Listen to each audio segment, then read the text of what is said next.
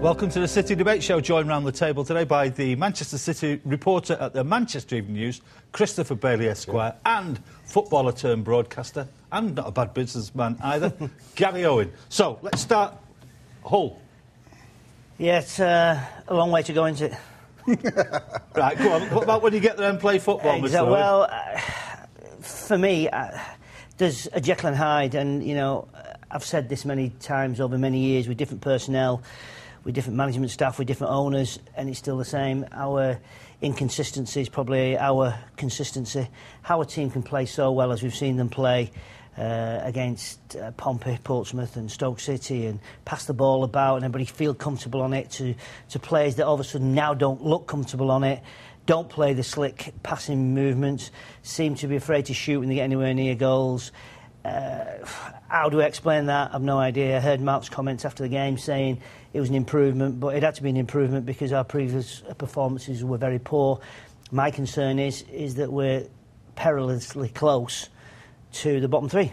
Right, well, while I get the Samaritans on the phone for him, Bailey, let's make some sense of this. Let's start at the back. Joe Hart gets his England call up, major boost, and now he's going to be out for a month. Well, we don't know for sure yet. He's got to have some scans, and hopefully it won't be as bad as it looked. But, I mean, to pick up on Gary's point, it was like a microcosm of the season, wasn't it? It was good in parts at Hull. There was some lovely attacking football, especially on the counter-attack. Some great touches, a wonderful goal by Stephen Ireland, and then some comic book defending and an inability to hold on to the lead. The main problem is that to win, we've got to score 3 goals at the moment, and you know, you're not going to win that many games having to do that. But I thought there was good and bad at Hull. The thing that worries me was that most of all, and Gary will probably pick up on this, is the shape of the team. Playing Sean Wright-Phillips in central midfield, to me, is a waste of his natural talent out wide to run at people. So I just think we need to get back to that shape where he's on the right and someone else is alongside company in midfield, and you can see it improving from there. But there was good and bad. Right, well, let's stay with that point, Gary, because Sean Wright-Phillips, with whitewash on his boots, flying at somebody, is my idea of what I want to watch. No disrespect to Darius Vassell, who seems a really top bloke. If you're moving Sean inside to accommodate Mike Summerby, that's one thing. But what did you make of pulling him inside for Darius? I understand Vassell? why Mark did it, because he wanted to keep that same sort of energy up and down that right-hand flank and whatever. But, you know, Sean Wright-Phillips, that's his position, he should play there. I understand also why he played Sean Wright-Phillips inside, because he wanted his energy, he wanted him to get about, he will challenge, he'll do everything, but, you know, maybe Mark's argument would be that he really doesn't have the players. For me, Ilano, you know, I don't see him day in, day out, so it's a bit unfair for me to judge, apart from an outsider looking in, is that Ilano has to play, and Sean Wright-Phillips has got to play on the right-hand side, if you're looking for those two players, because you're putting Sean Wright-Phillips into a position. Yes, he can do it, but his best position is outside right. So play Ilano in his best position against Hull, who were going to win that game. They'd lost 3 on the trot. They had to get points, so it was going to be an open game. It would have suited Ilano, in my opinion, better to have played in the middle and maybe Sean Wright-Phillips. Or Didi Hamann. You know, he's sat on the bench. You get an hour out of him. If the problem is they don't think his legs can last a full game, stick him on from the start, and that releases company to go a little bit more forward and hurt people with his passing. So yeah, I can see the case for Ilano certainly against Arsenal at the weekend, if we're going to play him like for like and try and pass them off the pitch as they'll try to do to us. But away from home, you know, why not Hamann? Right, now before you two depress me too much, let's pick on something I thought was terrific yesterday. Stephen Ireland, we've been singing his praises, Gary, but for me, he seems to have moved up now from a lad who could provide an interesting little cameo, little bit of guile, but not dictate a game, to a real full-blob midfielder now. Well, he kind of think he's got over, you know, being starstruck with Ilano, with Robinho being there. I think now, obviously, he thinks, hang on a minute, you know, instead of giving it to them and let them try and make the game, he knows he can make the game, and the more he's scoring his goals. I mean, he could have had 20 goals himself this season, and I'm not joking. And with his ability, he should have double what he's got now. You know, but he's scoring goals, and he's creating, and you know, he's becoming the all-round midfield player, because he's going from box to box, and you can only do that by having that good fitness inside you, which he's obviously got it inside him before they start back for pre-season. So it was a big season for him, and it's proving all the hard work is coming to the fore. Right, now I don't want to put undue pressure on the lad, and Gary, you were a pretty good midfielder yourself, but we always knew he had a little bit of guile. Now he's got a bit of grit, he's got a lot of graft, and he puts goals in there. Doesn't that sound, if you were just describing someone, and you say, guess who we're talking about, wouldn't you end up saying Paul Scholes? Well, that type of midfield player, I mean, he's got more goals this season already than he's ever got in a whole season before, so that's the plus. He's got muscle on him now. If you actually stand next to him and talk to him, he's not the waif-like central midfielder that he was a year ago. He's bulked up. He's added intelligence to his game. I think he's just maturing as a person as well as a footballer. But, I mean, Mark Hughes has come in for a lot of criticism for a lot of things this season, but praise where praise is due. He's released whatever it needed to be found in Ireland. He's given him that self-confidence that's made him a better player this season. And I'm sure if the Player of the Season poll stopped now, it'd be a landslide, because I think Ireland is probably the player of the season. Right, Gary, well, give us your professional view here, because I'm sure you play the same game that we do. You look at a City player and say, would he get a chance at a top 4 club? Is Stephen Ireland heading towards that sort of bracket now? I think Stephen Ireland, when you're talking about a top 4 club, first of all, you have to have the ability. You've got to have the comfort on the ball. You've got to be able to pass it. And in all the top 4 sides, they've got a midfield players that can score goals. So the answer would be yes. I would imagine if he became available, there would be teams in the top 4 that would look at him and see all those plus points he's got. But remember, we're only a third into the season. He's got a full season to go at this. At the moment, I think the formation we play, and Chris will probably agree with me, suits him, because he's in a 5 in midfield. Whichever way you add it up, you can say it's 4-3-3 or you can say it's 4-5-1. For me, it's 4-5-1 because Robinho comes back deeper, Sean Wright-Phillips or Vassell comes back deeper. But it gives Stephen Ireland that licence, as we've seen with a lot of the goals, to break forward. And I think he's the one being asked to break forward at every chance. And, when you see the goals he's scoring and the positions he's getting in and the chances he's getting, he's obviously the one that is being asked to get forward. And how mad would it have been? I mean, under the Thaksin Shinawatra regime, just before the start of the season, they were trying to flog him for £3 million. Yep. Would have been a disastrous move, wouldn't it? Right, 4-5-1. Let's talk about the one. Benjani, Joe. Have you seen anything that really floats your boat yet for that number 1 position? No, I think Joe has been disappointing. When it comes to the reputation. It's not being unfair to say that, is it? No, he's been disappointing. But you've also got to take into account that he's coming from a different background of football, lifestyle, and he comes with that 19 million, I don't care what you say, is hanging over his head. His record at CSKA was as good as anything. He scored 10 in 14 Champions League games. And we can see he can score goals when he's played for the national team. So I think he's, with all foreign players, they've got to have time to settle, but unfortunately the game now is about a quick fix. There's no time to wait for people to settle in. They've got to hit the ground running, and I don't think Joe has done that. Ched, when he's come in, I think has played that lone striker up front on his own, and Benjani for me is off the mark at the moment. I think Joe has been asked to do a job he's not necessarily suited for. I don't think he's physically the right size to lead an attack on his own. I mean, I look at City strikers, I think if you can put Benjani and Joe together, you'd have one great striker. If you put Sturridge and Evans together, you'd have one great striker, if you could take the best from each pairing. I don't think there's enough goals in Benjani. The goals he scored at Portsmouth tended to come in hat-tricks. He scored 6 of his 12 in 2 games. Wasn't prolific, was he, last season for us when he was playing? And, Joe's just a little bit physically immature to play that one striker role, to link in the other fireflies that all congregate around him. I'll tell you one thing, what Joe will give you that the others don't, is aerial. As soon as he came on, every ball came up there.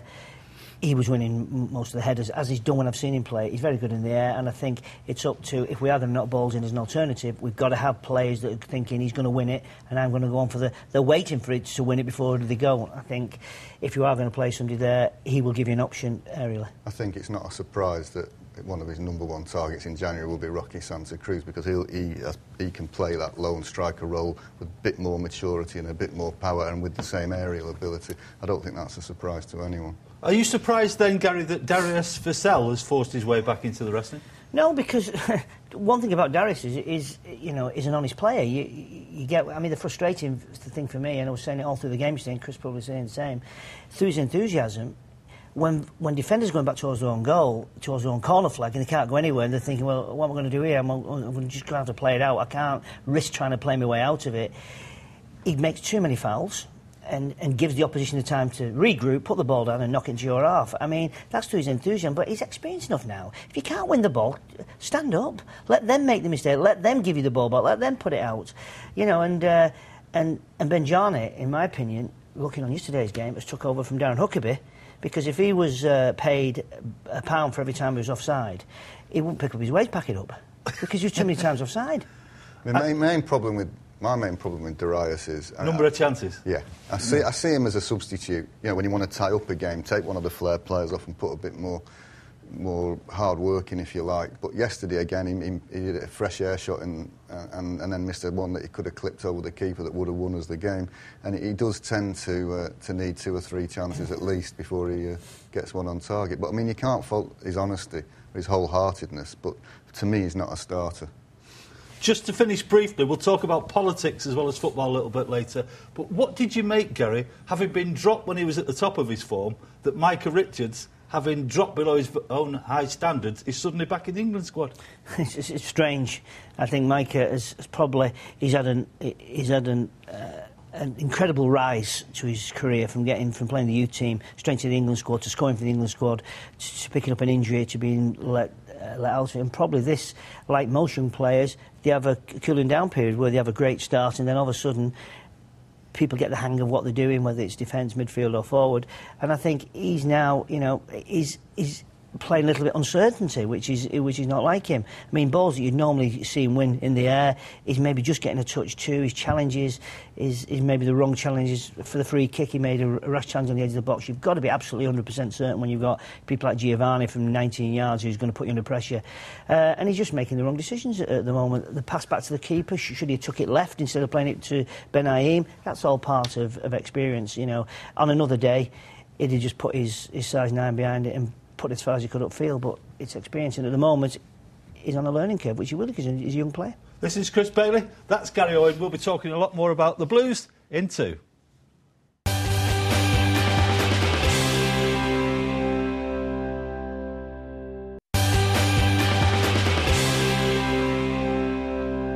City Debate Show, joined round the table today by Chris Bailey, who's a City reporter with the Manchester Evening News, and the one and only Gary Owen, footballer, broadcaster, entrepreneur. We could go a bit further. Yeah, we could. But we'll leave we'll leave it, yeah. Right, Chris, you are my fount of knowledge when it comes to all things behind the scenes at Manchester City. So Mark Hughes goes to Abu Dhabi, he gets the ultimate vote of confidence, comes back, gets a draw away from home, and the papers are all saying, do you feel under pressure? Well, that spotlight's been on him because of the bad run away from home. It's 5 games on the trot where we've conceded 2 goals. The spotlight, he knows the game, the spotlight's bound to be on him. And there always in this country has to be a manager under pressure to sell newspapers. I mean, Arsene Wenger was under pressure a couple of weeks ago, as I seem to remember. So he knows the pressure's going to be there, and he knows it needs a win and another win to take it away. So it's no surprise that a 2-2 draw at Hull doesn't send the caravan scuttling off somewhere else.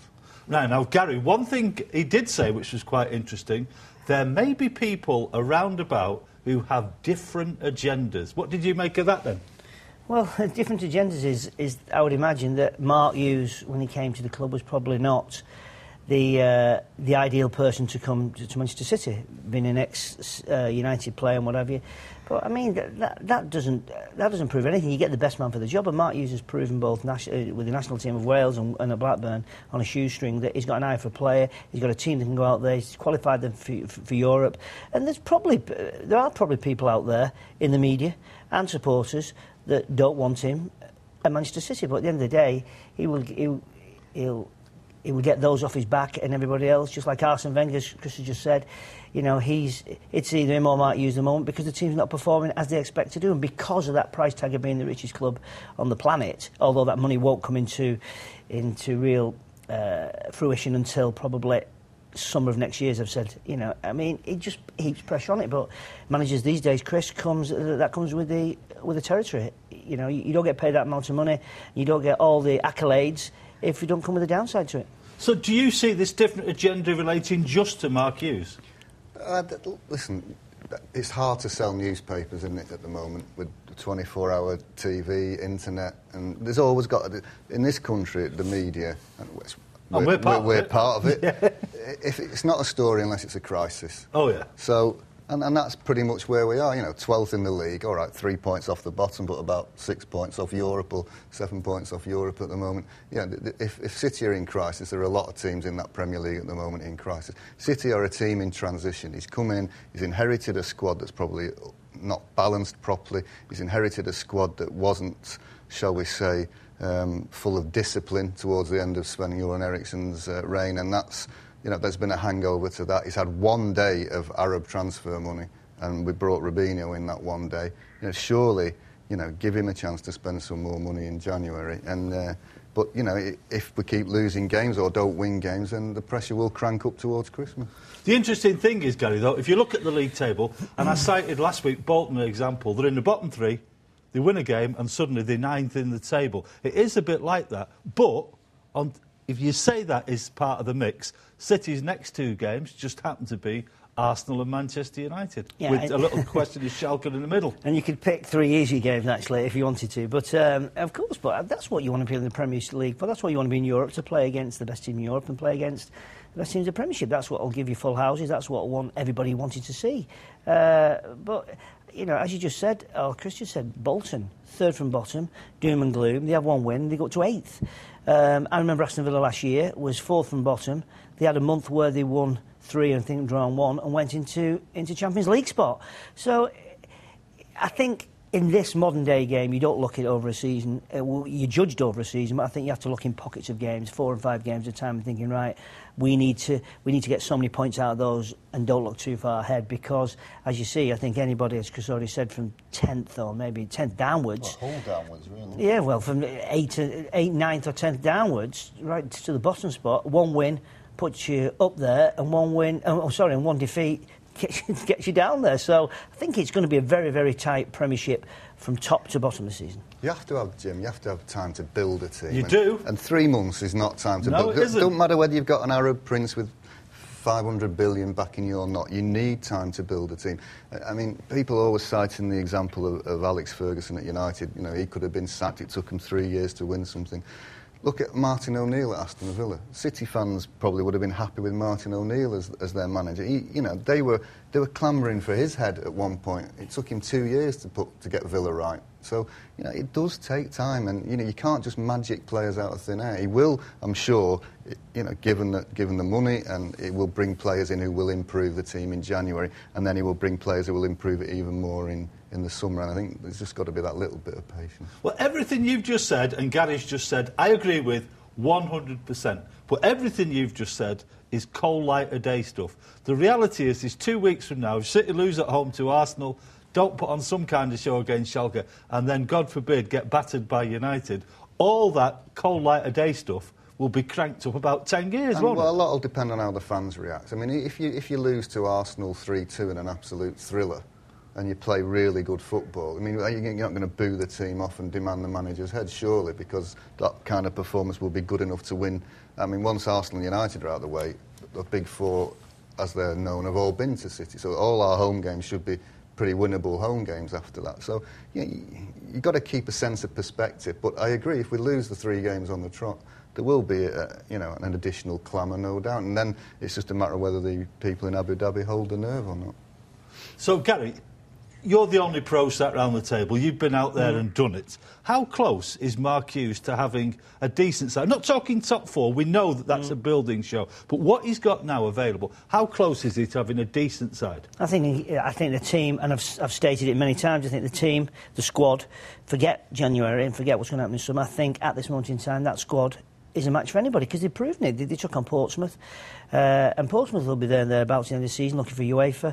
Whether Tony Adams is the manager or Harry would have been there, I think they will be there and thereabouts. But I think Mark will be looking to, not a 3-2. He hopes it's a boring, dour 1-0 against United and 1-0 against Arsenal, because what he will want to close up conceding goals, because as Chris said earlier in the show, we're having to score 3 to win, we're having to score 2 to get a draw, and Mark will be looking to, right, let's clean it up at the back, let's make it a hard team to beat, and we've got enough flair players to nick us a goal. So it won't be the best for the supporters, but until we till we can get on a level footing, let's get a few points on the board, and that's what it's going to be all about. Ideally, I'd like to say 3-2, but 1-0 would do me just as equally. I think to answer your question, we have got a decent team already. We have, yeah. It's more than a decent team. There's issues with maybe playing people out of position and issues with the manager's tactics, but the squad is definitely a decent, good enough squad to finish in the top half of the table, and with additions in January, which will make it better, you know, the future's not all doom and gloom, that's for sure. Well, just one other thing, sorry, Jim, but one other thing. We've give goals away this season that if you'd have said it last season, you'd have said, you're talking about a different team. I mean, you know, defensively we've looked shaky, and that's right across. Only Joe Hart, I would probably say, comes away from any criticism. I mean, Donny's been unlucky. He scored 2 own goals that really are vying Giovanni for goals of the season. Because, I mean, the one at Newcastle came off his boot like an exercise and went to top corner. It happens sometimes. He had 4 years of being Player of the Year, and he's now... He made a mistake against Tottenham and he scored 2 own goals, and the defence look a bit leaky, but they've already said that, you know, a team defence from the front, it takes 11 to defend, not just on them, and they're coming under the spotlight at the moment because they're conceding goals. Now, Chris Bailey, a question for you. Whenever Gary sits with us around this table, we always reel off his CV about being a businessman and all the other things he brings to the table. What else is Gary Owen to add to that very impressive list? I mean, apart from a TV... he gave it away in his column in the Manchester Evening News this week. Well, I didn't do it this week, so... Do you know what he is? Go on.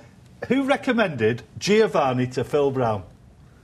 One of them. Did you get 10%? Well, to be fair, Chris, I'm looking at 5% because that's a finder's fee, 5%. All those City fans out there, the fact that we didn't win on Sunday, it's Gary Owen's fault. Yeah, no, but listen, Brownie, who's a good friend of mine, had asked me what I thought of Giovanni. I felt, truthfully, that he wasn't given the chance that he should have had. I was going to say, what were you going off, though, Gaz? You hardly saw him. Yeah, but he scored against United, he scored against Wigan. In the games he played, he was always there and thereabouts to score. I don't think he was given, for what one reason or another I don't know, was given a chance to have set his... I said to Brownie, knowing the budget he had, if you've got willing runners, he'll score you a few goals and he'll make you a few goals, but you need willing runners. Now, 2 of the goals he scored, he should pay me just for those 2 goals, really. It takes your breath away, the depth of his talent sometimes, Bale. Unbelievable. I mean, most City fans are nonplussed why Giovanni didn't get more chances last season. I mean, I did ask Sven why he wasn't playing, and he said he didn't train well enough. He picked his team based on what he saw in training, and Giovanni wasn't a good trainer. And that's the sole reason he didn't get a contract. And unfortunately, he'd gone before Mark Hughes arrived and could have a look at him. So, yeah, it's one that got away. Right, in a sentence, what would you take from the next 3 games for Manchester City? I think a draw against Schalke would be, especially with winning our first game, would be a good point away at Schalke. I think when you're at home, you have to look to take maximum points. But I think 4 points from United and Arsenal and a draw against Schalke, it would put us into a good position in the league and also looking quite comfortable to go through the UEFA Cup. I think it doesn't matter in terms of the group whether we win, lose or draw in Schalke. If we win, we're obviously probably through already. If we lose, we've still got the home game against Paris and a trip to Santander to put that right. So I'd concentrate on the 2 league games. If we won one of them, I'd be happy, and I'd be happier if that was the derby. Many thanks to Chris Bailey. Many thanks, as always, to Gary Owen. See you next time on the City Debate Show.